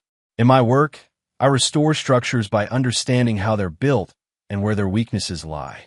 Then I systematically reinforce them or, when necessary, carefully dismantle them. I've applied that same methodology to your entire life, Brian. Every structure you built to protect yourself, every relationship you thought was secure, every resource you thought was hidden, I found them all. And I took them apart piece by piece. This is harassment, Nicholas said weakly. We'll sue for. For what? Marshall asked. Telling the truth? Coordinating victims' legal rights? I've done nothing illegal. I've simply done what you did, researched, planned, and executed. The difference is my foundation is built on justice, not cruelty. Marshall walked to the door, then paused. You're going to prison, Brian. But even after you serve your time, you'll have nothing to come back to. No reputation, no resources, no network. Every single thing you stole, every person you hurt, every system you exploited, it's all being corrected. You wanted to destroy my family. Instead, you handed me the tools to destroy you. As Marshall left, he heard Brian's chair scrape back, heard the man who'd seemed so confident and untouchable begin to understand the true scope of his downfall. The next morning, the story broke nationwide. Marshall's phone rang constantly. Media requests, messages of support, interview offers. He declined them all. This wasn't about glory or attention. This was about protecting his family and ensuring a predator could never hunt again. Chapter 7. The Trap Springs. The trial of Brian Faulkner began on a cold January morning, 4 months after Sophie had locked herself in that school bathroom. The courtroom was packed with victims, journalists, and observers drawn by the sensational nature of the case. Marshall sat in the gallery with Alicia, who'd made a remarkable recovery. The fog had lifted from her mind, replaced with a steely determination to see Brian face justice. Sophie was with Raymond and Melissa Bray, intentionally kept away from the proceedings to protect her from media attention. But Marshall had one more card to play, something he kept carefully hidden even from Gabriel Price. District Attorney Christoph Murray was prosecuting, and he was methodical, building the case piece by piece. The recordings Sophie had found were the foundation, but Marshall's investigative work had uncovered so much more. Bank records, testimonies from other victims, forensic evidence of the drugging, documentation of the shell companies. It was overwhelming. Brian's defense team, led by Nicholas Harrington, tried to paint their client as a businessman who'd made mistakes, whose actions were exaggerated by a vengeful husband. It was a losing strategy, but they had no better option. On the 4th day of trial, Marshall received a text from Detective Eddie. Need to talk. Urgent. They met in a coffee shop near the courthouse. Angela looked troubled. We have a problem, she said. Brian's been making calls from jail. We've been monitoring, but he's been careful, using legal privilege conversations with his attorneys to pass messages. We think he's arranging something. Like what? Retaliation. He has associates we haven't found yet. People loyal to him or scared enough to do what he asks. We've increased security around you and your family. But Marshall, you need to be careful. Marshall nodded, having expected something like this. Men like Brian didn't go down quietly. Thanks for the warning. But I think Brian's about to have bigger problems. Angela frowned. What do you mean? You'll see. Today. Back in the courtroom, the prosecution called its next witness. Carlos Sears, the drug supplier who'd taken a plea deal. Carlos testified about supplying Brian with various compounds designed to impair cognitive function without obvious physical symptoms. And did Mr. Faulkner tell you why he needed these substances? Christoph Murray asked. He said he needed to control targets, make them compliant. He talked about it like it was a business strategy, like drugging people was just another tool. The courtroom murmured. Brian sat stone-faced at the defense table, but Marshall could see the tension in his shoulders. Then came a surprise testimony. Gabriel Price stood and announced, "Your Honor, the people called Dr. Shelley Grady." Dr. Grady was a forensic psychiatrist who'd examined Brian at Marshall's request, paid for privately, outside the official case. She'd spent hours with Brian during a court-ordered evaluation, and her testimony was devastating. In my professional opinion, Mr. Faulkner exhibits clear markers of psychopathy, Dr. Grady testified. He shows no genuine remorse, demonstrates manipulative behavior, and views other people as objects to be used. His journal entries, which were seized during the search of his apartment, reveal a deep-seated belief that he's superior to his victims and entitled to take from them. And these journal entries, Christoph Murray said, what do they reveal about his future intentions? He documented plans for at least 6 more targets. He viewed his arrest as a temporary setback, not a stopping point. In his own words, he wrote, "Eventually I'll walk out of this. And when I do, the Sheridans will understand what real revenge looks like." The courtroom erupted. The judge called for order. Marshall watched Brian's face go through a rapid series of expressions. Shocked that his private journals had been found, rage that they were being used against him, and finally, a cold calculation as he realized the trap had fully closed. But Marshall wasn't done. That evening, after court adjourned, Brian was returned to his cell to find a package waiting.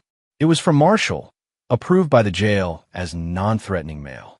Inside was a single piece of paper, a blueprint, but not of a building. It was a diagram of Brian's entire operation, every connection, every crime, every person involved, labeled, documented, complete, and at the bottom, in Marshall's architectural drafting handwriting, "This is what you built. This is what I demolished, piece by piece, foundation to roof. You wanted to be the architect of other people's destruction. I showed you what a real architect can do. Enjoy your new life in the structure you created for yourself." Guards reported that Brian stared at the document for hours, finally understanding the full scope of what had happened to him. Chapter 8, The Verdict. The trial lasted 3 weeks.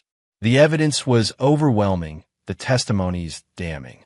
Brian's defense collapsed under the weight of his own documented crimes.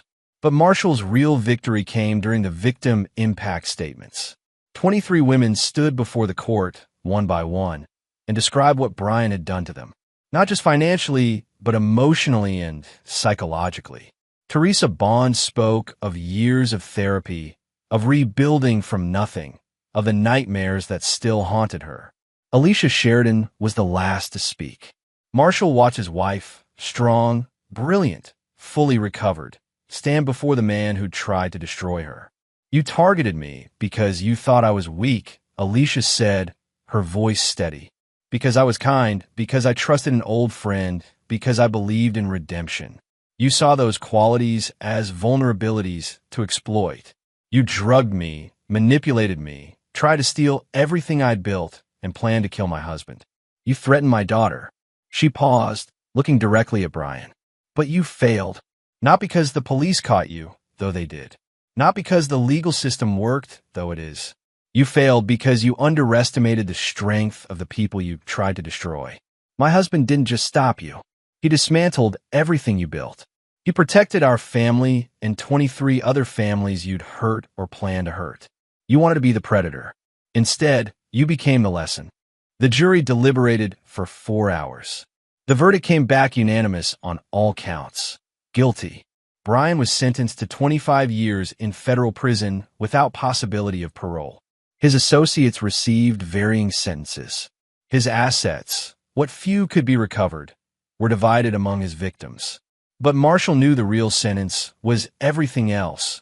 Brian's reputation was destroyed beyond repair, his networks dismantled, his future obliterated.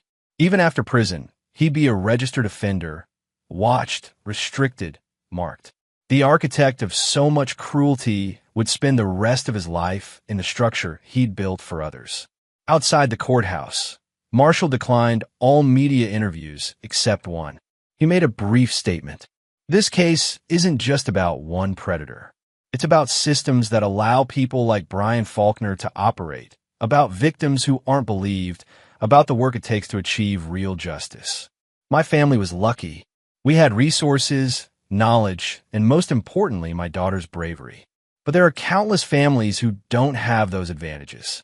We need to do better laws, better protections, better support for victims. Then he took his wife's hand, collected Sophie from the braes, and went home. Chapter 9. Restoration.